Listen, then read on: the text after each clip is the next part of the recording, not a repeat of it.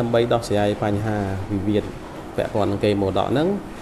អាចថាធ្វើជាបណ្ដាមរតកហ្នឹងជារឿងមួយដែរហើយបច្ចុប្បន្នអ្នកដែលត្រូវធ្វើហ្នឹងគឺ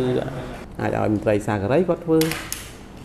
ទៅអ្នកដែលមានសមត្ថកិច្ចហ្នឹងហើយក្នុងហ្នឹងគេចែកថាកូនទី1បានអីកូនទី2បានអីទៅតាមអ្វីដែរឪពុកម្ដាយចង់បានប៉ុន្តែមិនប្រកាសថាបណ្ដាមរតកហ្នឹងរួចខ្លួនទេពេលខ្លះទៅបានតែ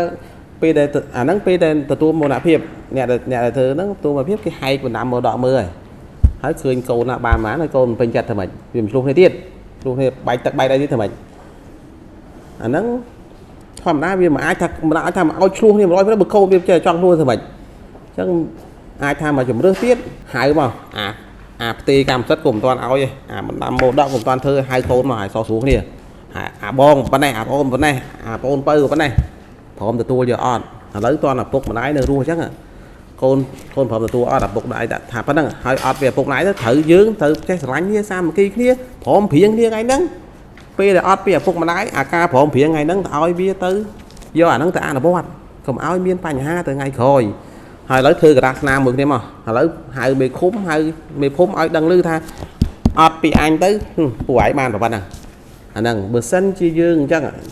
ព្រោះធម្មតាមានតែការស្រឡាញ់គ្នាទេការព្រមព្រៀងការសោះសួរទេបានវាសង្គមយើងវាល្អ